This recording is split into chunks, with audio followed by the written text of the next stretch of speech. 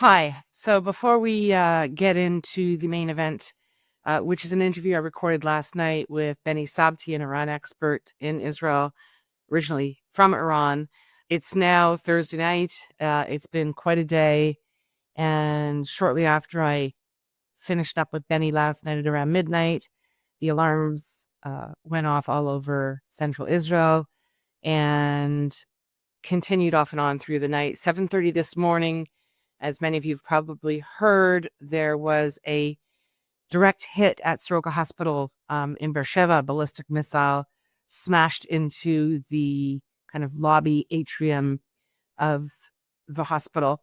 I drove down there. I'm about a half hour from there early afternoon today. And as I'm explaining this to you, you'll see some of the images that I was able to photograph while I was there. Of course, I couldn't go into the building because I did not have protective gear. I didn't have a helmet or, a vest, anything to protect me. And there was debris. So it was reasonably dangerous. It was interesting. The hospital has continued to operate. It's like things here, it's really crazy. Don't miss a beat in crisis. And there were lots of security and kind of civil defense people and police around. It was a very busy area after the attack, media as well, but it was also very calm. It was very chill. And you could see various kind of, cleanup crews getting briefed by their commanders, and patients were being wheeled around on stretchers. There is an underground hospital facility at Soroka for just this kind of situation. I expect that that's what's being fully utilized now. So it kind of ate up a chunk of my day, but I thought it was important to go and see and be on the ground and talk to people there, and just get a feel for and see what was happening. So this podcast is being released just a wee bit later than I'd anticipated. So apologies for that, but it just doesn't stop here. It's one thing after another after another. There were also several direct hits by Iranian missiles in other areas of Israel, mostly central Israel, civilian buildings, quite dramatic. And I'm not disclosing the locations because there's just no need to. IDF has asked us not to. Many foreign outlets, I believe, are disclosing some of the locations that were hit, but I'm not doing it. But Soroka, we do have permission, obviously, to disclose, as well as to share the images that we were permitted to capture today. So that's it. We're now going to go to the main event with the amazing Beni Sabti. Thank you.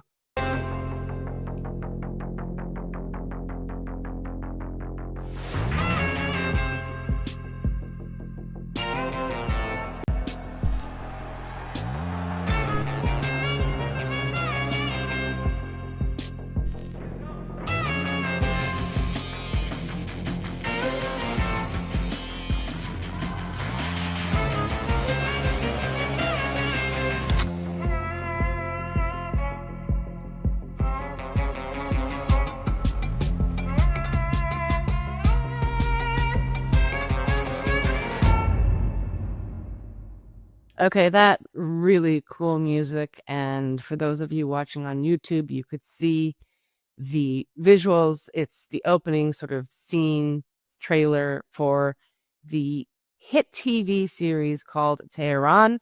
It's an Israeli series. Season 4 just came out. It's crazy, has you on the edge of your seat the entire time. And it's basically a series modeled on really extreme, covert intelligence operations by Israeli intelligence inside Iran.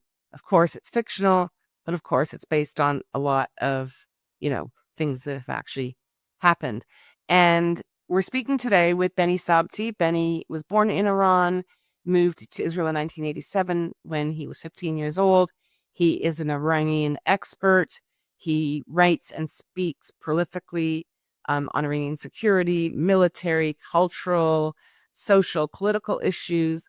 but he also was a cultural advisor for the series Tehran. And he talks a bit about that as we get going today.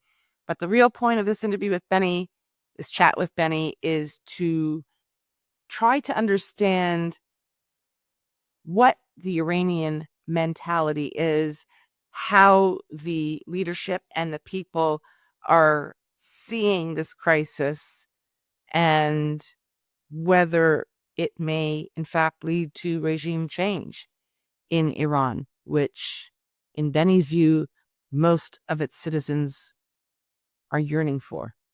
So, thanks for being here.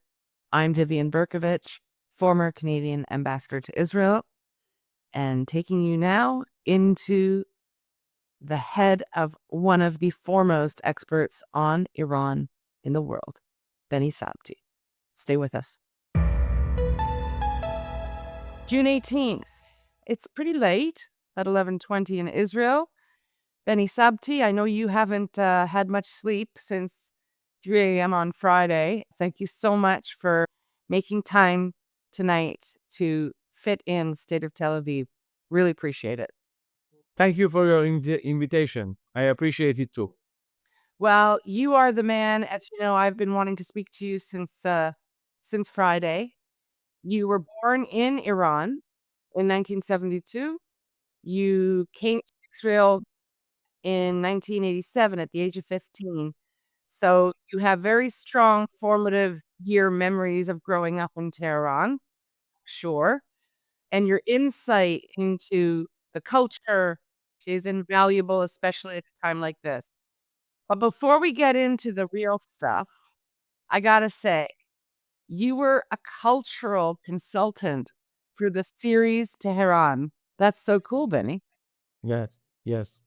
Actually, it's most the closest place that I got to Iran, and because you in movies and in series you have to be very accurate with the details, how the house of the general or the ayatollah, the cleric, or the street in Tehran or other things, the cars and the shop, how they look, how they behave.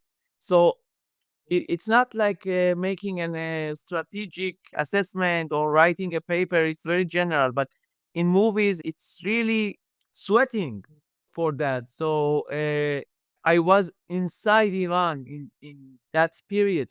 You usually write research papers and do big thinking and speaking, and you are what is considered to be an Iran expert. So let's just do it now. I've been speaking to so many people, so many experts, but all of them are Western. And they approach this crisis from a Western perspective. And you kind of are of both worlds now. You've lived in Israel for many years, but you are of that. That's in your DNA, the Persian culture.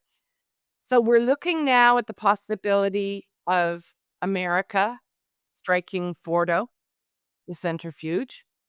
But we're also, and this is what I wanted to get in with you, we're hearing from the Supreme Leader, well, maybe we should talk.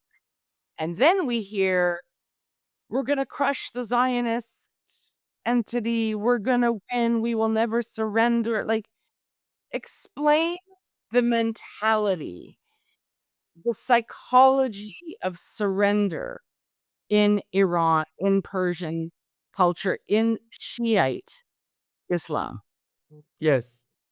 So actually, what the leader does, and talking with both sounds, voices, it's a regular thing in day by day living and behavior of every Iranian. It's kind of a tradition to talk and to check the other side and wait for his answer and his more clear definition of things. You always talk with maybe yes, maybe no, and you want the other side to decide for you, kind of decide for you, or to lead him to that decision that you want him to take. So when the leader talks in both voices. Actually, he wants to bring US or Israel or every other side in that negotiation, because even a war is a negotiation, you know. So they want to bring us to the place that we show our cards. If we are anxious to talk to them, or like what President Trump does, that he says, I don't care. If they come, and if not, we bomb them. So this is the reason actually that they are confused, because another person is doing what they do to the world. So now they are confused. This is the most important and most interesting that President Trump does to the Iranians. He behaves like them, and it's very crazy for the Iranians. So when they have no answer from you, they can keep on with both voices and opposite directions until they get it out of you, because all of this is made to build some kind of trust. In Iranian tradition, there is a belief that if you talk about half an hour with someone, the trust is built about the trees, about the weather. Maybe Iranians are like the British, you know, talking about everything and not the important thing. So they can talk about the parents and how are your aunt and how was the food, but it will take time till they come to the main point. So the leader also talk with many voices and other ones also, until US shows its card. So, I mean, I think the expression that we would usually use in English is to talk out of both sides of your mouth. And the Iranians have a reputation for being very astute, sharp, wily negotiators. And the West has not done very well when it's negotiated with Iran in the last 50 years. It seems that the West always gets taken to the cleaners. But the Iranians also have many Western educated, prominent officials, right? So they understand the West and the mentality. And they're sitting now with President Trump in office, and they should understand that Trump doesn't bluff. When Trump says this is a red line, don't cross it or else. And we've seen that. We saw that with Syria when they used chemical weapons, right? Obama did one thing. He said, well, man, and then Trump, he retaliated militarily. Told the Iranians 60 days, don't mess around with me. And on day 61, Israel attacked. And he said, I told you so. So what are they not getting? What are the Iranian not understanding? Actually, I have to say they are not a good negotiators, because this is a kind of belief that it's not kind of accurate. Because if they were good negotiators, in some point you have to cut.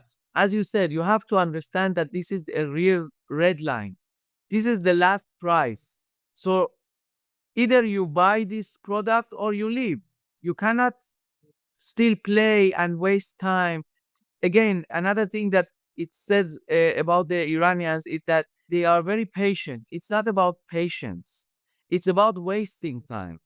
It's about waiting for that small window to go in and make instability, and use the some kind of vulnerability or weakness of the other side. For example, from Biden administration, they don't pay attention. They are a little bit naive, like what happened for Carter in 78, 79, because Khomeini said to the Americans, we don't have anything against you. There are some enthusiastic people who shout this to America, but it's not serious. We don't believe in that. And after that, and they bought it. And after that, of course, taking the US embassy and all that happened. Iranians just wait to a naive one that they can fool him, and they can bring their interest in and gain the whole game. But as you said, President Trump is not like that. He plays the game with their rules. He's almost like them. He says, "Take it or leave it." So they are not used to that. So this is the place that the Iranians lose, and they are surprised. by how our strategy didn't work. Of course, it didn't work because you didn't pay attention to the signs. It's a new guy. He has another way to make negotiations. And if you don't cut in the best time, so you lose. Right. So we are here now on Wednesday night. We know that President Trump has spent much of the last 2 days in the Situation Room. We know that the issue is Fordo, which is Iran's deep underground centrifuge. It's the icing on the nuclear cake. It has to be destroyed in order to completely end Iran's military nuclear ambition. We know that the United States has moved into position in the region. The aircraft that would have the ability to drop the huge bomb, the mother of all bombs, on Fordo. And I also just learned, actually, from our mutual friend in Vancouver, that the UK Prime Minister Keir Starmer moments ago put the UK on highest alert. Wow. Yeah. And nobody knows, but I'm going to be bold and I'm going to suggest that a very likely scenario is that the US just does it. Trump says, I'm the commander in chief. I give the order, drop the bunker buster bombs. So at this point, he is sitting there in Iran.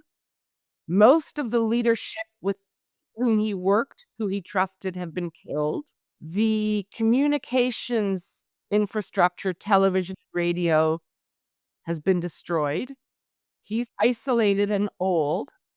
And it seems that nobody's taking his calls anymore. And we're looking at a scenario where the bombs may drop. What do you think he's thinking now? Do you think he understands the end is near and that maybe he's on a plane as we speak to Doha? I think he still doesn't understand, or maybe he has hope about what we talked before that he still can go with the both of the voices and to other sides and fool the Americans. But this is the point that his strategy can be wrong and bringing a worse scenario to Iran and to the nuclear issue. I have to say, I myself, I really less care about these facilities, the technical things. For me, the more important thing was that in the first day of war, Israel assassinated these 9 or 10 nuclear scientists. Because when you don't have these scientists, you don't have nuclear program. And in Iran, it's not like people replace each other immediately and you have another guy to come to that place, because of course nuclear issue is a very sophisticated and complicated science. And secondly, Iranians don't like to pass all the knowledge to the next one. They are afraid of that. Even it can be in a shop, in bazaar, it can be about shoes, it can be about nuclear issue. They don't like that their deputy take their place. It's a very big fear of Iranians in every issue. So when we took out these scientists, I myself don't care so much about the facilities. One who cannot push the button, so I can live with that. But the other thing that Israel does, it's that we bomb all these IRGC bases and generals, and we take them out, and it really shakes the regime. It can really bring another thing or another day for Iran, because all the Iranian regime is about IRGC, just like a Nazi party and SS for Hitler. If there is not SS, so there is no Hitler, no Nazis.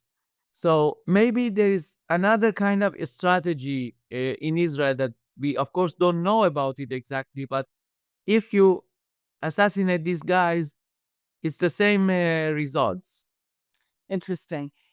As you were talking, Benny, I have to say, I remember there was a really powerful storyline in, I can't remember if it was season 1 or season 2 of Tehran, on exactly that point. The senior guy getting really jealous and suspicious about his deputy, right? Yeah, that was brilliant, and obviously you advised them on that because that was just it was like psychological thriller stuff. It was great. Do you still have family in, Iran? No, thank God we don't have any family, and it's a good thing because I can act a little bit more freely and not worry about people there. My first degree family, my parents and me and my little sister in that days, we ran away together to from Iran to Israel. It's a long story.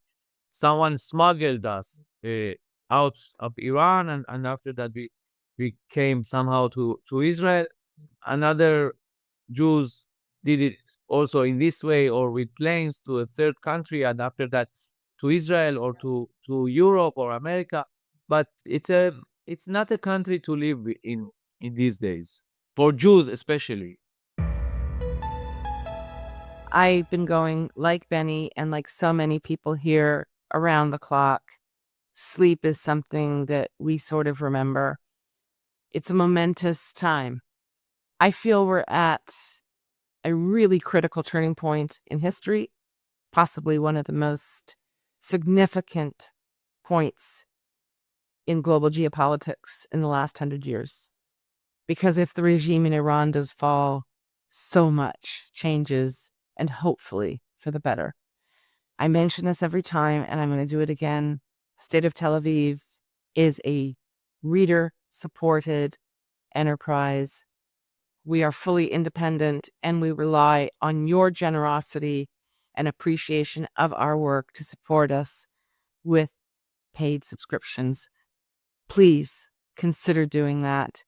We're working so hard to keep everyone informed, and I believe it's important that this information reaches as many people as possible. Please consider supporting us with a subscription, or hey, you could even become a founding member, and you would have my undying gratitude forever. I know that means a lot. Back to the program, back to Benny. Thanks for being here. So, what I wanted to ask you, I was expecting that you probably don't have family there, or exactly, you wouldn't be speaking so openly, but I assume that you have many contacts. What can you tell us about how people are feeling? Are they afraid? Do they want regime change? Where do you think that the majority of Iranians are kind of at in terms of the future? What do they want to wake up to tomorrow? Yes. I don't talk directly to Iranians inside Iran because I don't want to also to harm them, and also for my security or being a little bit cautious, it's better. But so I talk to another ones who have family, as you said, or relatives or friends that they talk to Iran, and I get the impression from them. And of course, I read a lot in the social media how and what the Iranians write or talk about. I see that they are very desperate and they hate the regime. Really, you see now that they are fleeing the cities, Tehran and other places. They just run away to open areas out of the big cities, not to be hurt and not also to get involved actively beside the regime against this war and against West and Israel. Because I remember the Iranians in the 80s when the Iran-Iraq was there in 83, 84.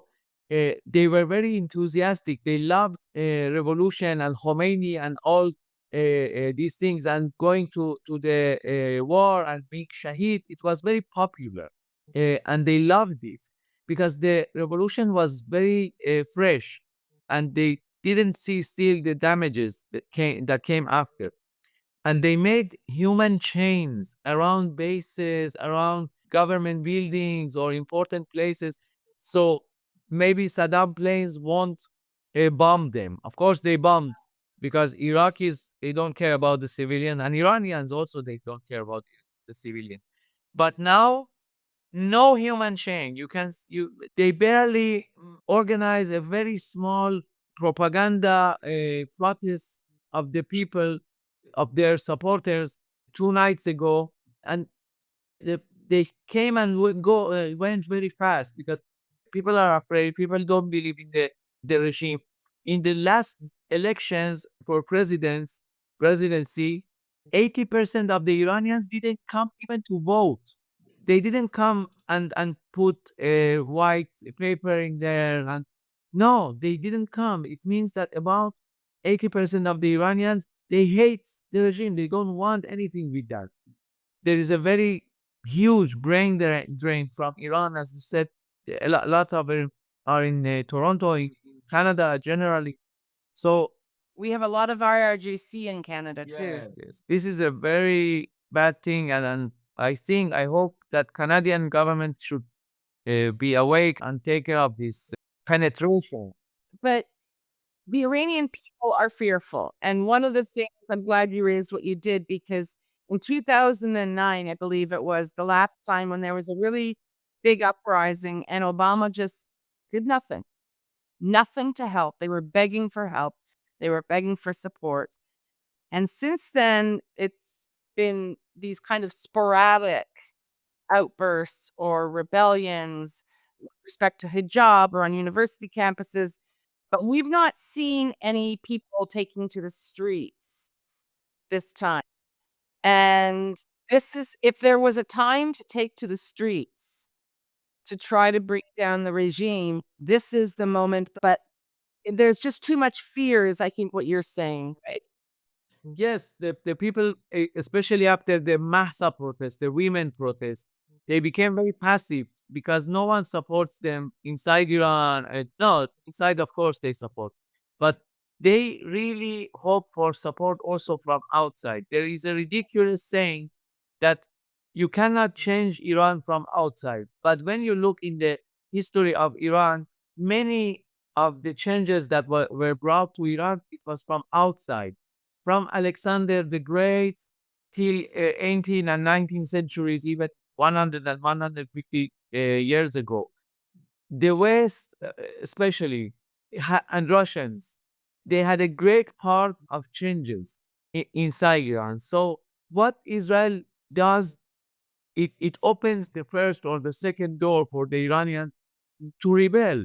If Israel takes out and assassinates the head of the intelligence service, who works also against Israel, against Jews, and also against the Iranian people, depressing them, spying after them. So they see it as a very positive thing. The thing is that they became very passive after Mahsa protests because Biden administration, with one sentence, they could bring a huge support and huge change, but he didn't do that. So I hope that President Trump a little bit more talk about it. Israel talks all the time about Iranian people and how friends we are, even in the government. They need the support from West and also inside of them to organize themselves and to have a leadership. I don't know who it can be. Maybe some political prisoners if they come out. So it can be also that, but they really need the Western support and actions for that window to open. So, and that's exactly what I wanted to. We'll end it very soon, but I wanted to ask you if America does bomb Fordo, that is a very clear action. And part of the value in that may not just be, as you say, I don't care about the sites. Scientists are out. We've kind of fine for now. But what it says is we're destroying this regime. Yes, And so that would send a strong message of encouragement to the people of Iran, no? exactly. Many steps that were done are towards, without saying, they mean one thing: bringing Iran regime to a very weak place, or even if it falls, no one will cry for that. And of course, if US gets involved in any place, in any issue, if it's Urdu, if it's bombing more IRGC people, I don't know, anything that you can imagine, when America is in, it's another thing. Not because of the physical power, but because the Iranian people can see that, wow, now we have two superpowers that support us. So I think that it will be bringing a very grave change. Well, I hope that it comes to pass. And I have to say that I do think President Macron of France, in true French tradition, he will be be crying if the Iranian regime fails. He seems to be stepping up for them, as is Prime Minister Carney of Canada stepping up for Iran. I hope and I think that we may be on the cusp of a new world order, because if the regime of Islamist extremists falls, and we get some semblance of the real Iran back, it's going to completely change geopolitics globally. Exactly. And their propaganda and their activities in Canada, in Europe, bringing these Islamic centers and brainwashing of the locals, and all this is not less dangerous from terror, because terror comes after propaganda. If they are active, as you said, in Canada, in US, in Europe, they praise the murderers of Hamas or even others. It's in every area in West. It's not only about Israel. The West must be very careful about these things, and I hope that we really cooperate about it and kick them out. Well, they're not, Canada, unfortunately, is made a mess of itself. But there is hope for some other Western countries. Beni Sabti, thank you so much. I hope you get to at least, let's say 6 consecutive hours of sleep. And, I hope tomorrow, metaphorically, brings a really new day. Thank you so much for your time. Thank you. I'm recording this as the sirens are going off all over Israel. I know, as I mentioned during the interview with Benny, that Prime Minister Keir Starmer of the UK has put his country on the highest security alert. And I don't know how much, if any, sleep I'll get tonight. No idea what I'm going to wake up to in the morning. But I just hope and believe that significant change is coming. Thanks for being here. See you soon.